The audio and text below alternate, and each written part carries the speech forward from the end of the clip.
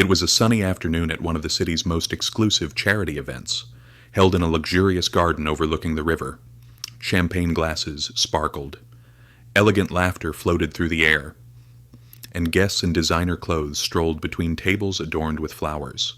But for Malik, a 12-year-old black boy in a faded t-shirt carrying a box of water bottles, this world was out of reach.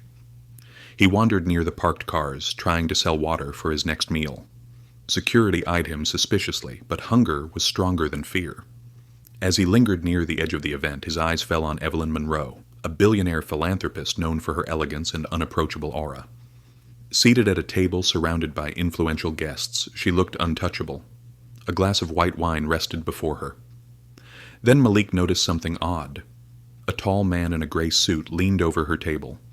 In a split second, his hand brushed Evelyn's glass. It was so subtle no one seemed to notice, except Malik. His instincts screamed danger. When Evelyn lifted the glass to her lips, Malik dropped his box and sprinted forward. "Don't drink that!" he shouted. The garden fell silent. Heads turned as the barefoot boy stood panting beside her table. Evelyn froze, the glass inches from her mouth, glaring at him in disbelief. "Who let this kid in?" Someone sneered. A guard moved to drag Malik away. "Please, ma'am," Malik pleaded, trembling. "I saw him.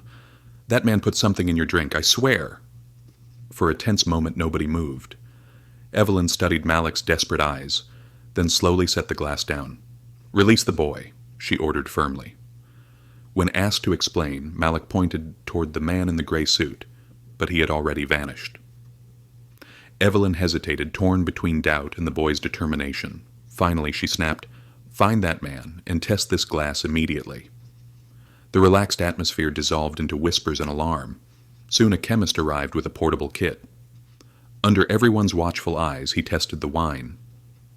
"There are traces of a toxic substance," he admitted gravely. Gasps rippled through the crowd. Evelyn's expression hardened. "Call the police." Turning back to Malik, her voice softened. "Did you truly see him?" "Yes, ma'am," Malik said firmly. "I couldn't stay quiet. If it were my mother sitting here, I'd want someone to warn her too." His words silenced the room. Police arrived, reviewed security footage, and confirmed Malik's story. The man had indeed poisoned the glass. He was quickly located and arrested. Evelyn, shaken, placed a hand on Malik's shoulder. "You saved my life today," she said quietly, "and I won't forget it." As the event dispersed, Evelyn pressed her assistant. "Find out everything about this boy."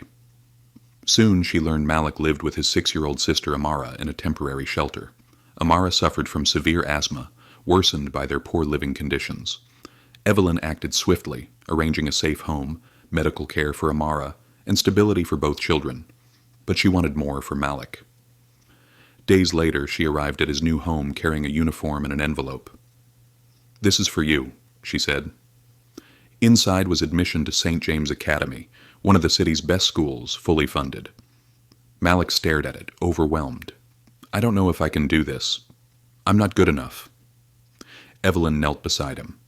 "Malik, you've already proven braver than most adults I know. You saved me with nothing but courage. If you can do that, you can do anything. Just promise me you'll try." Encouraged by Evelyn and cheered on by little Amara, Malik began a new chapter. Adjusting to school was hard. Most classmates came from wealth. But his intelligence and determination soon earned him respect. Evelyn remained in his life, not just as a benefactor, but as a mentor. Years later, Malik, now a graduate, stood on a stage addressing a packed hall at a conference on social justice. "My story is proof," he said, "that one act of courage, one moment of kindness can change a life. I was just a boy selling water, invisible to most people, until someone chose to see me." In the audience, Evelyn watched with pride. She had once thought herself untouchable, but that day in the garden, a poor boy saved her life. Helping him in return had changed hers too.